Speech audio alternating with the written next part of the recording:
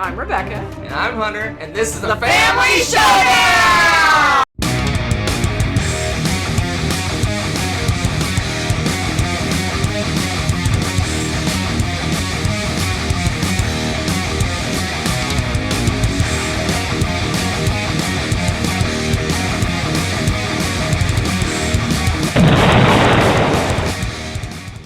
Hello and welcome back to my top 100 games of all time. Rebecca here with fellow life adventurer Hunter for colorful commentary and extra explanations of exciting games. This week we are going through 60 through 51, or as Hunter likes to call it, the best of the worst. Don't steal my lines. So this is the best of the worst. It is, and there's some heavy hitters in it. And I can't decide if you're going to be happy or sad about that, because they're in my, as you like to call it, the worst set, but they're really good games and they're heavy games. A lot of them, actually, pretty much all of them, you'll see. I guess we'll see. Yes. So my number 60 was my number 77 last time, so it's floating around in the same ballpark-esque. And it is Old-Fashioned Carpet the Game, also known as Lorenzo il Magnifico. It needs no introduction. If you've seen the cover, you understand what I'm talking about. How in the world do you get any idea what this game is about from this cover? This cover chases away more potential players, probably. But inside this deceptively boring box is a game that is anything but. This is a heavy game of dice. And by that, I don't mean actually much with the dice. The dice are used to go into certain areas and stuff. You kind of use them as like a currency almost kind of placement. And you've got some different columns, and you have, and it's kind of a funky system. You can only go, into that same column one time unless you have to pay extra and this and that. So you're always wanting to be the first one there to not have to pay extra, because resources are very tight in this game. And you're going in and getting all these different goods and doing stuff, and you've got to have faith. There's a faith track that punishes you if you're not very faithful. Yeah. It's an amazing game, actually. You're not really. Not selling the game? You're not selling it for me. You're not selling it for you? No, it's... You just listed everything you can't do and everything that punishes you for. I know, that's the puzzly bits. Like, it's the parts that always I'm like, okay, this is I have to work around this. Those are the things that stand out to me, because I feel like those are the ones that I struggle the most with in the game. That's the puzzly bit that you play with. As you're working your little puzzle, though, what you're doing is building up this cool engine of stuff to crank out just a like victory point factory of greatness. A victory point factory of greatness. Yes. Ta-ta! You can't tell that again from this crazy cover, right? It's shocking. But no, it's neat because there's all these different things, and then you're running, and you do run like little factory things. You've got like a farm one and a factory one or something like that. It's got two different, yes. And they use different resources to run each of them, but you can also, again, using these columns as if to purchase different things and whatnot, you can put more in there that'll chain. And depending on what dice, it's kind of dice placement, dice payments. How do you utilize? Well, they're shared dice, and then you use those dice to. It's really weird. It is kind of funky. It's a little different than normal, which is also something I really like about it. But depending on how many pips on the sides that you're using to pay for things, you're going to be able to run more of these little factories that you set up, and they'll chain a whole bunch off, and it produces a whole bunch of resources. You get this really cool engine going. And again, like I said, the resources for this are crazy tight. So when you start to crank out a bunch of them, it gets really exciting. So you start with another one of those games where you start out with almost nothing, and then by the end, your turns explode and blossom into just a whole bunch of chain this and that and do this and that. And ta-da, I end up with all these victory points. Heavy game. Not for the light of heart, but it is so, so, so good. I love it. Yeah, this is kind of the game that we kind of compare all the 90-minute games to. It really is. It's kind of our baseline. It's strange because this is kind of where we discovered that 90-minute sweet spot was from this game, or we kind of realized that's what we liked, is those 90-minute mid-weight Euro games. Or this was kind of heavier. But yeah, this is. midweight Euro games, and yeah, this is kind of the standard setter, I guess, because we compare a lot of it's not as good as Lorenzo, or it's better than Lorenzo, and that kind of thing. So it's a good one. It's not a looker, but the box is not a looker. It's the beauty on the inside that matters. That's right. Don't judge a game by its cover. Definitely not this one. My number 59 is new, but it's likely to stay because it is so good. And I know Hunter's not going to argue with this one. Dune Imperium. I'll argue about where it's listed. But... yeah, I was going to say, I suspect Hunter's going to probably have this really high up on his list. So this is another one of those really cool hybrids of deck builder, worker placement action going on that's been all the new rage last year or so. And boy, is this a smooth, fun game. You do not need to know anything about Dune to enjoy the game, although it's kind of fun to see the references and maybe how people work or don't work together and whatnot. Right. Flavor, little extra flavor to it. And it'll make more sense somewhat how they use the spice and things like that with the resources. But you don't need to know that. It's just kind of funsies. You're using your worker placement on some very, again, the spots are very tight, and you can snipe these from other people. They get these resources. Of course, spice is hard to come by, but it's used to do so many different things, and you use those to get other things. And as you know, you start building these up, and you got these great combos going, and it's got that great deck builder build-up feeling to it, and you're still fighting it out with the worker placement.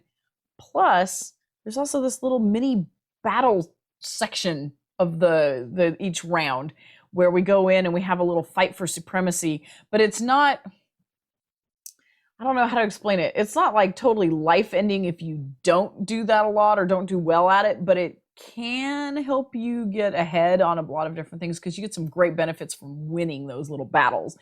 So you're keeping track of those, and it's just a nice little side thing going on at each round that you kind of want to pay attention to. You don't want anyone to really run away with it, right? Because they can start just getting some crazy stuff from it.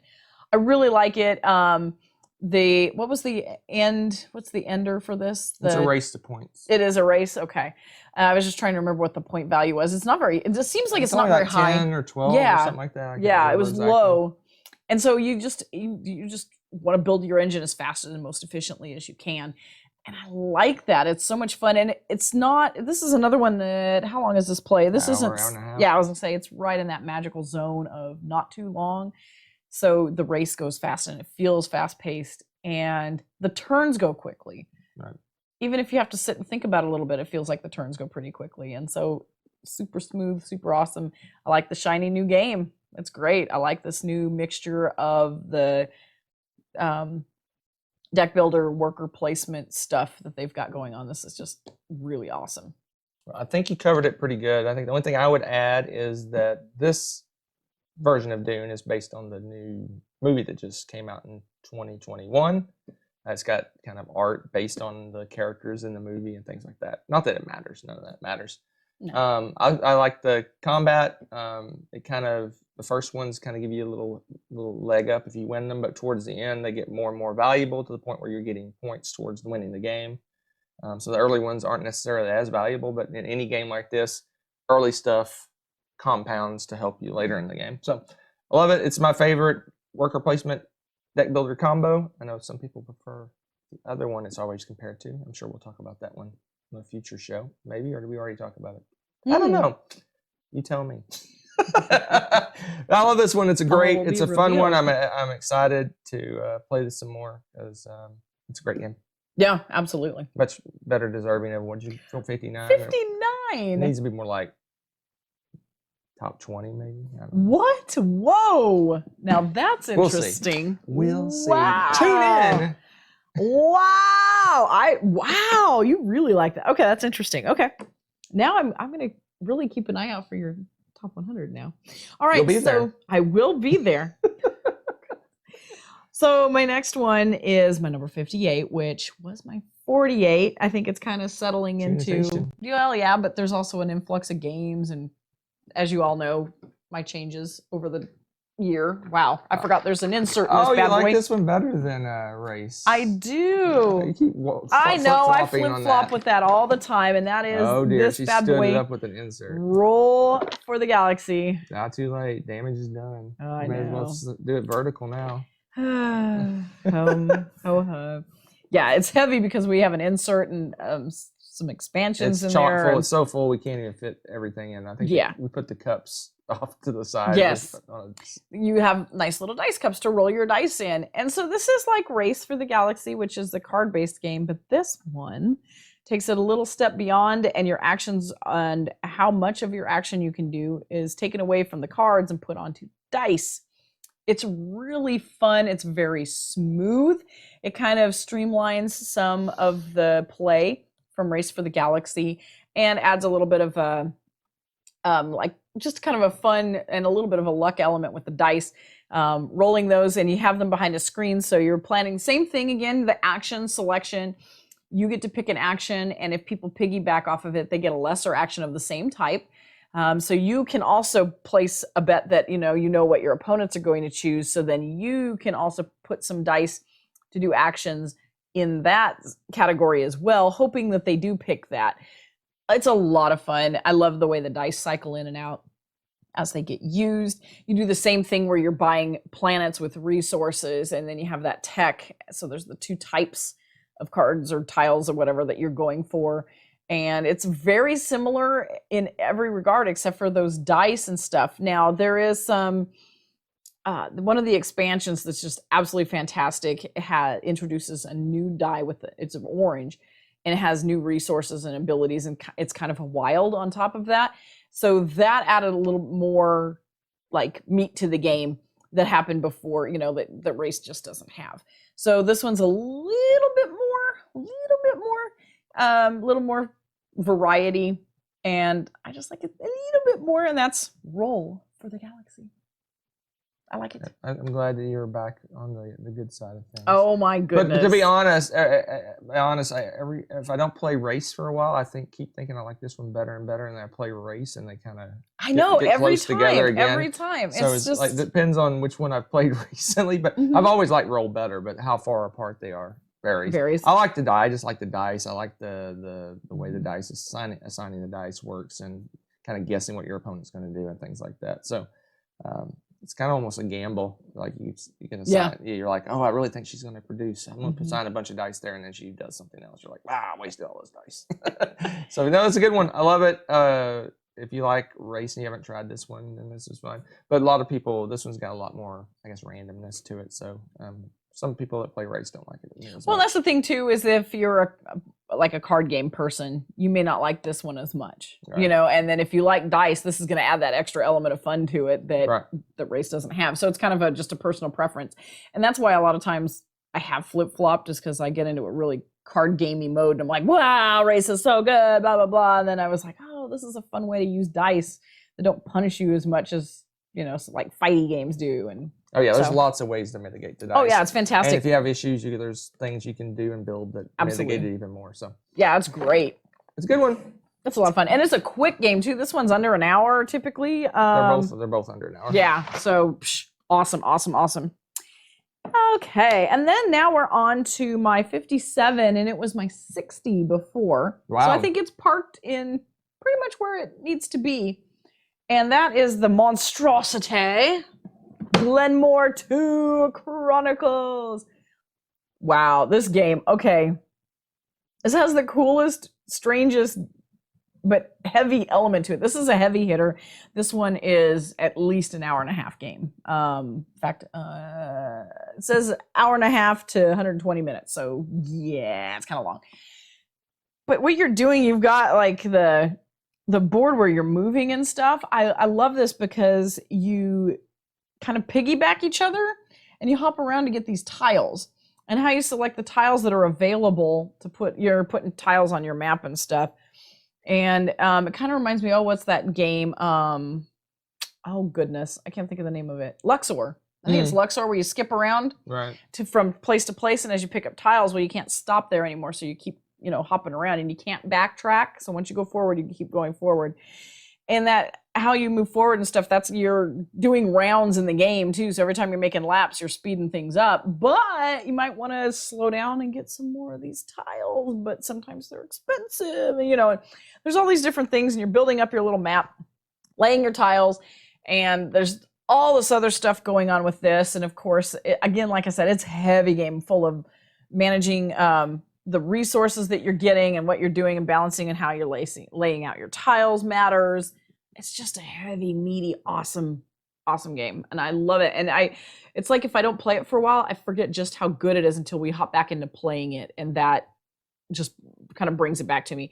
And it's randomly like Scottish. It's like, is this the one? Yeah, Scottish history. Oh yes, you lead your clan from the early medieval ages to the 19th century. Okay, theme is not heavy. It's very thematic. Hush you. Okay, well, you do start though in the woods, banging two sticks together, as you like to say, and then you build up and add more. Not quite banging two sticks together, but yeah. So this one's cool. This is Glenmore 2. This one comes with what's called Chronicles, basically mini expansions. I don't even think we've worked our way through all of them. We have not even done that yet. We've got through most of them, and we're making notes on which ones we like and don't like as we go. But we have much fun. It comes with 8. I don't think we've played all of them yet. We played quite a few of them. I think we've played most of them now. But we're not through all of them yet. And they're it's great variety. And we just note this one's awesome, this one's okay, this one's crappy, whatever. Making notes. And I think so far we've liked. And then eventually you're gonna build the perfect game. Dun dun dun. But that's the neat thing about it too, is that you're replaying it. It's not gonna be quite the same game each time. So that aspect to it has been really cool too. I don't know. This is like a lot of other heavy games. You're building up your civilization, blah blah blah. But it's got, like I said, that cool movement, just some other little touches to it that just make it a really neat, fun game. So. It's alright. No, I like it. It's a good one. I was like, good like choice. It's a heavy game. I am approving of your choices. Wow, so far. Look at that. I'm shocked. All right, my number 56 has risen from 81. I think it's because I really want to play it again. And you like this game a lot too, and that is Glass Road. So this is like Ora et Labora, but light and much, much faster. This says roughly 20 minutes per player, so that tells you how much swifter it goes. Right. But it has some interesting tweaks, but it's very similar to the heart of what's going on in Ora et Labora. You've got the cool little dials with resources again, but this time you have a personal one instead of all fighting over the same main one. So we each have our own. And as the resources accumulate and you keep them stocked up, you can eventually produce like super resources like glass road, bricks for your road, the glass road. I'm assuming that's where the theme comes in. Anyway. I think the glass road's the city. And it's probably the road where all the glass workers worked on. It's a road that leads you into the Bavarian forest. That was not what I was expecting, but okay. So, anyways, as you are led into the Bavarian forest. Oh my gosh. So you got all the cool resource thing going on. So you got that. And then you also have some weird, unique things going on with the cards that you're playing. It's kind of hearkening back almost to the cross between Go Fish and Race for the Galaxy with your action selection. If you can figure that out, good luck. It's kind of funky because you're like, do you have this card? I'm playing this card and doing this thing. And if so, Go Fish. No. But you have to play that card. Yeah, it's more fun, my version. Anyway, so after you're doing all this stuff and then you're laying out tiles or cards, laying out the little building tiles, and you have a bunch of fun stuff, interplay going on with those, of course, as you're building up your resources and all this good stuff, because they, of course, give you all these cool benefits. It's the typical tile laying montage going on here, but just the way it all blends together with all the cool fun actions, the resources going on, the action selection. Again, and the speed of this goes so quickly. The turns are so tight that before you know it, the game's over. So you really want to maximize every chance you get to do something. Super fun. And it's Uwe Rosenberg again. Really, really awesome, strong game, quick game. And that is my number 56. what did I say it was? 56. Wow. Yeah, this is it really went up. This is one of those games that we never seem to think about when we do the meaty games under an hour. Yeah, this should be like the tippy top of that list. But it feels like it's a longer it feels game. like That's an why. epic. It has an epic feel Yeah. and a very quick playtime. Yeah, this is a 45-minute game for us. It's a good one. You get a lot done. Like she said, the card play is very interesting. You're trying to a little bit of a playing chicken with the other players. It's interesting. It's really cool. Mm-hmm. We haven't played this one a bit. You're right. Probably need to get this one played again. Absolutely. That's why it's a good one. It's one of my favorite Uves. So it is one of your my favorites. seal of approval. Ooh, see, I told you you'd like this 10. For whatever that's worth. You're knocking it out of the park. Except this whole 10 needs to be shifted up several. It's a higher, yes, into a higher tier. Some people, no pleasing some people. All right, well, my 55 has tanked a bit. It was 34. Oh dear. Yeah, it's tanked a little bit. Nation. You need a shirt that says that, I swear. Still an amazing game, but there you go. I can tell you why this one probably got punished, but go ahead. Yeah, I know why too. Maybe that will be revealed later. Dun, dun, dun. But Castles of Burgundy, Stefan Feld at his finest. One of those where they're like, hey, you want a welcoming game to get into the Stefan Feld world? This is one of those go-to games for that. It is a bunch of cool, meaty, kind of point salad-y thing going on in Stefan Feld style, right? But you got these cool tiles. You're rolling little dice to determine where your movement's going to be, and depending on what you roll, you get to go to certain spots on the board and get to buy certain tiles, and you're placing them on your cool map and building out your kingdom in Burgundy. And as you fill out, like there's kind of color schemes. So you got like light green pastures and dark green forests and this and that. And so once you fulfill one area, you get bonus points if you're the first person to fill them out, or the second, depending on how many players you got. So you're trying to race to finish areas, but you also want to finish your whole map, and you get benefits from doing this and that. And they kind of all fire off of each other. You can start getting some good chains going. There's some resources that you can get, and you can sell those off and market and make money. There's a lot of, again, little side things going on with that. But it's not that difficult as far as a Feld game goes to teach and get people into the game. So this one, how long does this one play? Maybe? Is it an hour-ish? It's not too bad. 30 to 90 minutes. So it's probably a little bit less than an hour for us. Yeah. Just us two now, definitely under an hour. But first game, at least an hour probably with all that. It depends on number of players. It does. This is another one of those where how can you tell it's going to be a good Euro? Because it's got a terrible box cover. Ta-da-da-da. We love to make fun of this box cover. It's one of our least favorite box covers. Not sure how you would say that. But yeah, it's got everything. It's got a terrible box cover. It's got a lot of great meaty gameplay. Got the point salad stuff going on. Boom. Great game. Well, I got bad news for you. What? So it's got a shiny reprint, and all this is not here anymore. No, they took it away. No, why? That was a good one. This is. Is it a terrible cover though? No, it's a very stark, basic cover. Oh, okay. Well, that's still a terrible cover to tell you nothing about the game. Pretty much. I'll be okay with that. Anyway, this is a good one. This is a lot of Feld fans' favorite games. Favorite Feld. This is probably one of the best introductory Feld. I think the one that a Feld fan favorite, you say? This is one of the one. I would say that, but there is actually another game that's what probably caused the punitation of this game, which is even a better introductory Feld. So this one's been supplanted, not only as the best starter Feld, but on her list as well. What? Anyway, I like this one. It's middle of the pack, maybe for me in Feld games. Maybe. Probably not middle of the pack. Upper middle. It's upper middle class. With that, let's move on. As we derail. Okay.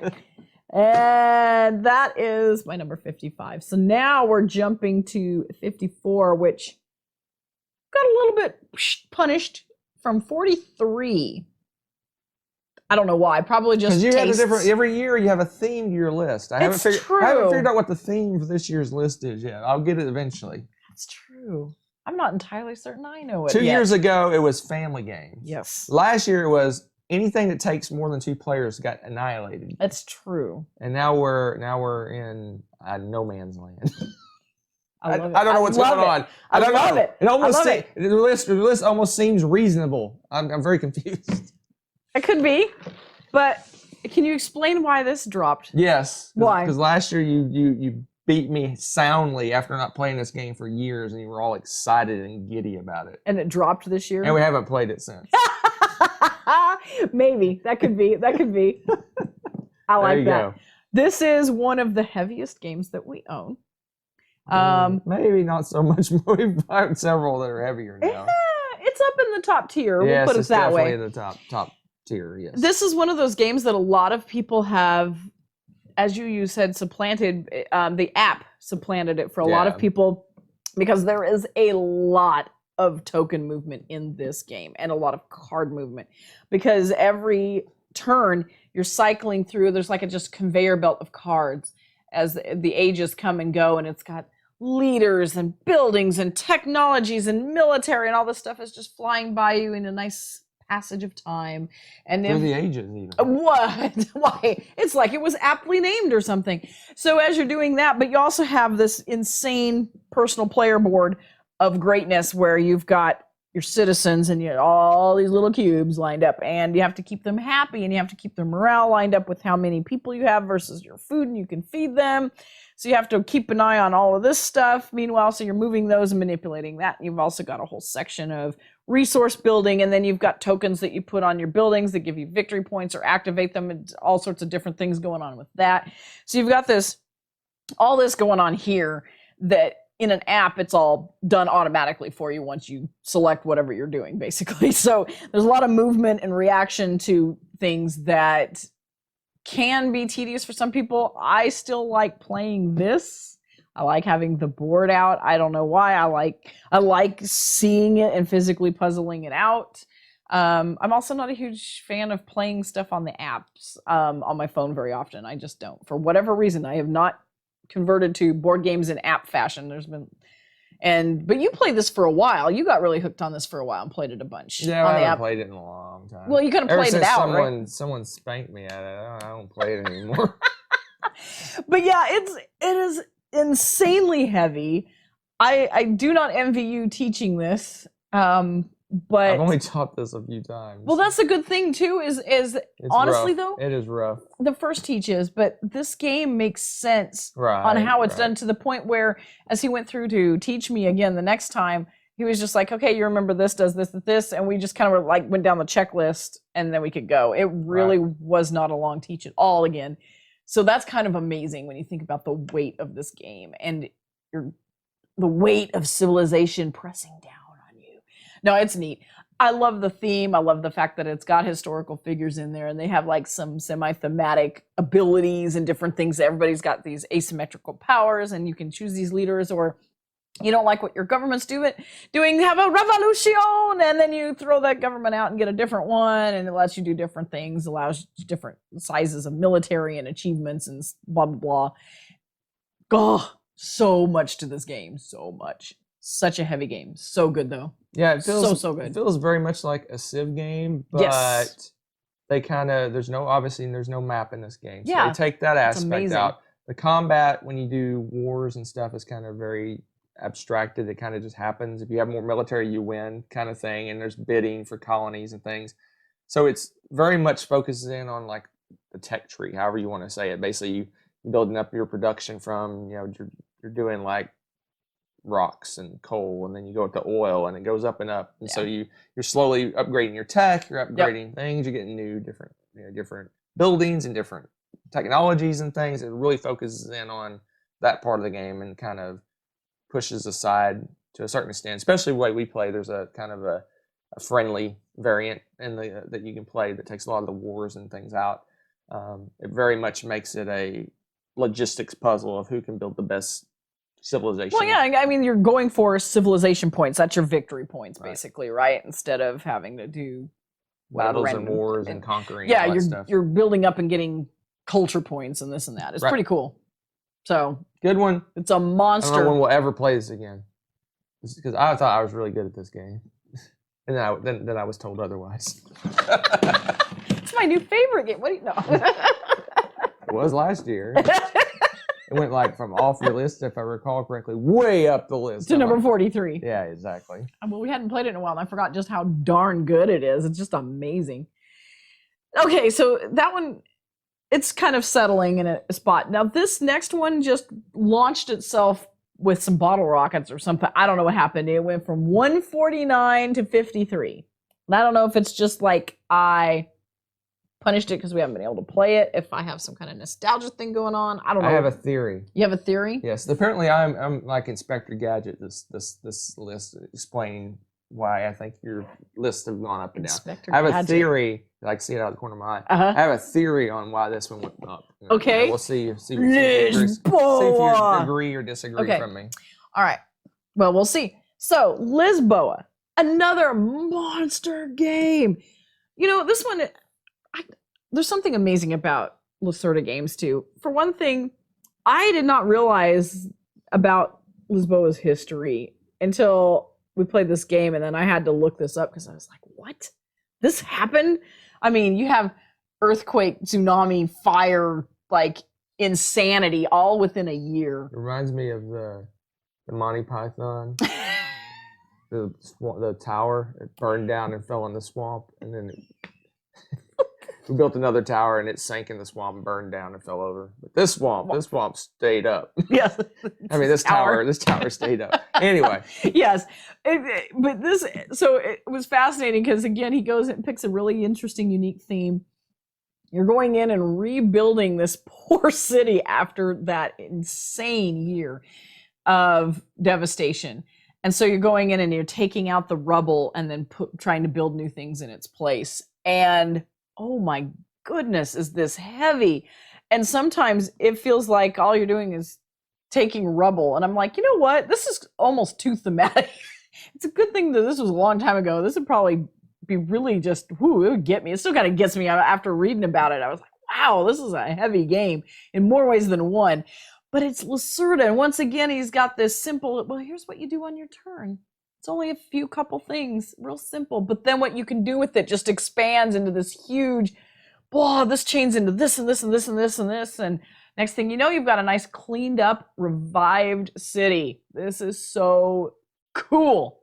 This game never fails. Yeah, it's these games are really hard to teach for the most part. And they're super deep, choices are just crazy. But invariably, almost all his games boil down to, you do it like you said, you do a simple thing. In this game, you basically play a card, and that allows you selections of action, and those actions can do different things, and that's where the depth comes from. And then you take a card. And that's it. I mean, it just sounds like, that's it. But here's the theory. Okay, I'm ready. I'm ready to hear So your basically, theory. the building of the rebuilding the city, you're basically building these shops in different places, and the interplay of those shops is how you score quite a bit of points.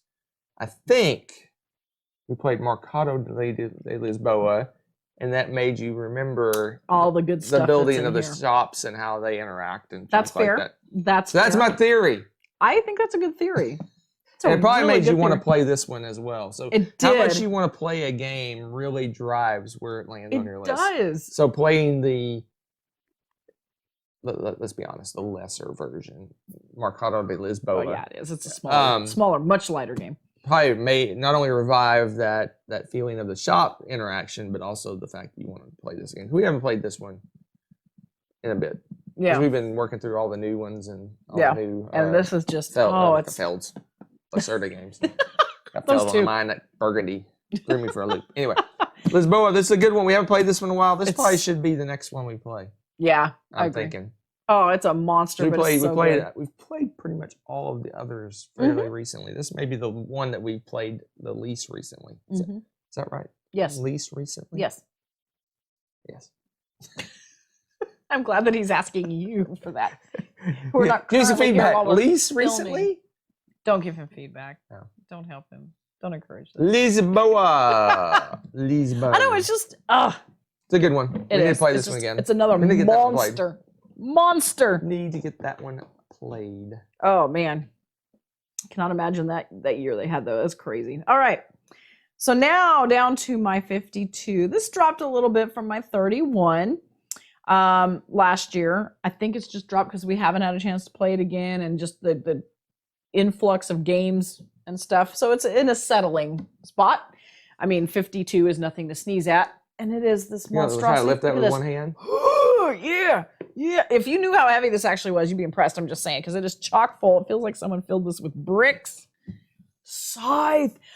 This has an insert, obviously, in it, and insane amounts I of. don't think it has an insert. Doesn't it? Oh, it's just chock full of minis. It's packed full. If I recall correctly, this is one that. Dear. Because we didn't get the big dear. collector's box. I don't know why I haven't gotten it, but if I recall correctly, this is, as they say, chock-a-block full of stuff. Wait, let me talk about it. Just open the box. Oh, wow. It really is just chock full. Oh, wow. No wonder it's so heavy. So Scythe is another one of those really just amazing games that looks like it's just super heavy war game. And yes, you can attack in this game, but it's not one of those things where you have to. Well, you kind of want to You a little want bit. to at least a little bit, but it's not like the end-all be-all necessarily. We've played games where you hardly attack at all, and then there's been other games where that's all you do. This is it's a game that just roller coasters between the two, and I love that. It's got a very high Euro-y touch to it. And Scythe has incredibly ridiculously overproduced cool mini things going on with them, but with purpose. You've got each your own factions and stuff in the world, and they're asymmetrical. They all have cool special powers, so they're all uniquely shaped and this and that for the minis. But you also have these player boards, and your player boards are unique and different too. At their heart, they do the same things, but they change like how you do them. From player to player. So you can't just look over at somebody's board and see exactly this, the thing and go, oh, I know what they're going for. No. Their goals are probably slightly different from yours.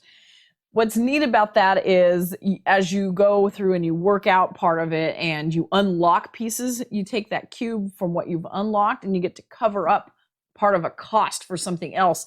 So eventually you're making some of the like mechs that you're building cheaper to build or things like this. All the while you're doing these things and you want to get a certain number of points put in at the end, and they have different end game goals. Usually ones like win a battle, get a certain number of land spots or resources. They've got different goals that you want to achieve. So it's kind of a race in a way. And you've got the player board's huge engine builder for that, trying to get you towards getting all these stars, getting your stars. The board has different regions that produce different things, and you can build your buildings on there and make them more powerful, but people can come in and steal said places from you, so there's a little bit of attacky bits going on with that too.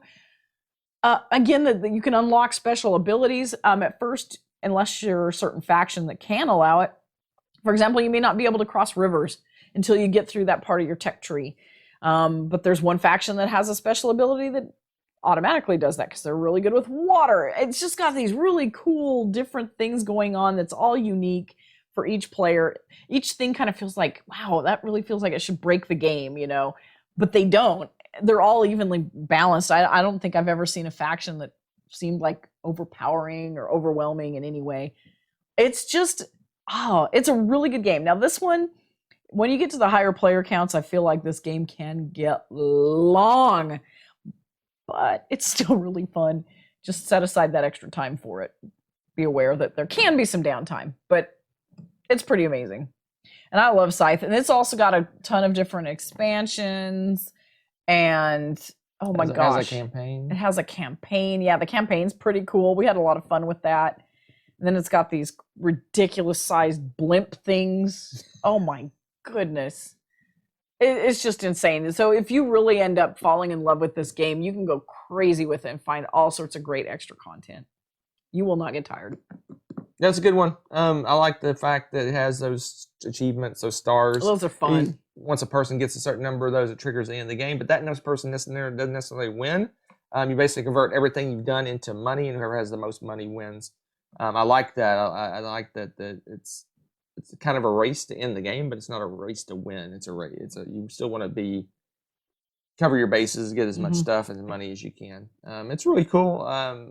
We played the campaign, like she said. It was really enjoyed the campaign. It was really good. And the campaign unlocks all these modules that you can use later on. So if you haven't tried the Fenris, whatever it's called, Fenris campaign, something. Yeah, it's fantastic. Anyway, it's Rise of Fenris. Rise of Fenris. That sounds right. Yeah.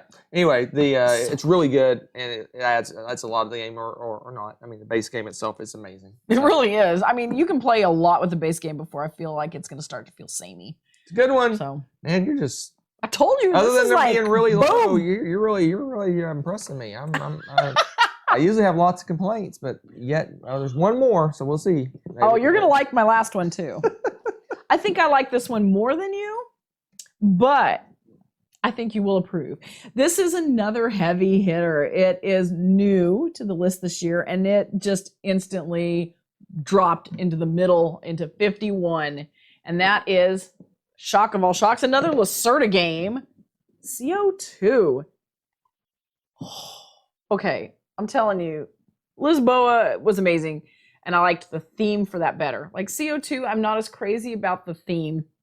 It's like a whole bunch of people conferencing, like a UN sort of thing, conferencing to get rid of the pollution in the world and whatnot, because obviously the CO2 is rising quickly and it's damaging the earth, blah, blah, blah. Okay. So that's like the premise for it. But what I love about that is the mechanisms that you use to go about cleaning up the earth, and how you have these meetings and what you do at these meetings and stuff to go forth and then actually do the cleaning. Because it's got regions of the earth that you talk about and discuss, and you're trying to, like, there's like laws you pass and different things. I'm trying to remember all the side bits. Certain regions are in focus. That's right. You focus on them and you can clean them. You get more benefits if you clean those up, and then if you don't clean them up during that round, bad things happen. Yeah. But there's like side things where you can pass, like you work together in the conference. Well, you need to work together, because if you don't, or you reach certain levels, CO2 levels, you just lose. Yeah. So it's got all these crappy factories that are pumping out CO2, and you're converting them to modern, more, you clean environmentally friendly type factories. And you almost have to work together, because, like I said, there's certain regions in focus, and you go, no, I'm not going to do that region. I'm going to go over here and do this. And everyone decides that, then the game goes up. It's interesting because, you don't want to focus on just the region that's in play that turn, because then by the time you get to the other ones, they're just trashed and there's no recovering them in time. So you do want to spend some time moving off and doing other parts of the world. But you're right. It's like you sort of work together. Well, a little bit. Well, there's two versions of the game. Oh, that's true too. You can play full cooperative, and then you truly do work together, and you decide, okay, we need to do this, this, and this, and you do this over here, and I'll do this over here, and tra-la-la. Yeah, tra-la-la. But then there's also the competitive version, where it's like there is a winner of the game, but the game can beat everyone. So you almost have to. You can't just go, okay, I'm scoring as many points as I can. Yeah, you can't, because then. So you almost have to kind of work together. You go, okay, hey, I'll do this over here, but you need to do this over here. And then you kind of almost have to agree. At the same time, you're trying to score as many points. So it's like, there's almost a negotiation aspect to the game. And that's where the theme comes in, because that's kind of true to life, right? I mean, that's what the countries are doing right now. Right. We really, really, really like the competitive version of this. Right. Because we played both, but we definitely like the competitive better. Yeah.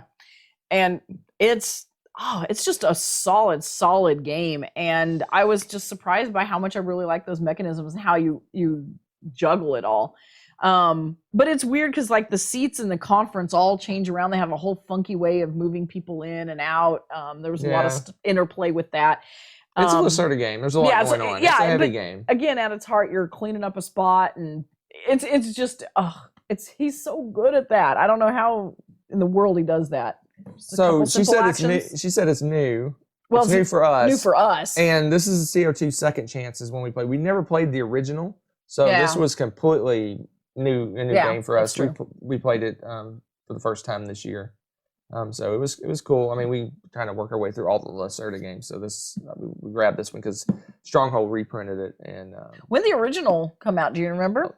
2012, maybe, a long time ago. Wow. Okay. Wow. We really missed it. I think maybe. Okay. Well, I don't know. Y'all know by then. Does it say on this? I don't know. Probably not, because it's a reprint, right? No, but they may have the original date. Nope. It says 2018 on this. So anyway, we were late to the party on this one, but it's a good one. It's always one of her favorites. It is. It's one of my favorite Lacerdas, honestly. And she likes it more than me, but I still love it. So Yeah. it's a good And one. again, I like the theme of Lisboa better, but the mechanisms in this are just. And you also like all the funky looking plants and stuff. Oh yeah, that's true too. The art in this is pretty cool. I mean the little bits, all the little weirdly shaped. Oh yeah, the weird shaped bits. I forgot about these. The water, the hydro forgot plants about and the these. solar plants. They look really weird. Okay, I totally forgot about this. They interlock. Yeah, basically when you build it, so you put your cool. piece, you basically reserve a spot, so you put your color bit there, and then when you build the plant, you actually interconnect it with your piece. So it shows what kind of plant it is, as well as that you own. That I owned it. Yeah, the it's so neat. I forgot all about that. Like that's another little touch that is so cool with that. I don't see that in games. So there you go. My number 51. So we're now done? We're done. Oh my gosh, we're on to the good half. games. Finally. Okay, so yes, tune in next time to start the worst of the best. The worst of the best. My 59 through, or 60. No. 50 through 41. There you go. I can math. There you go. I promise. See you next time. Thanks for watching. If you enjoyed this video, give it a like. Click subscribe to join our wonderful viewer community. Want to be notified when we upload a new video or go live? Click on the little bell below.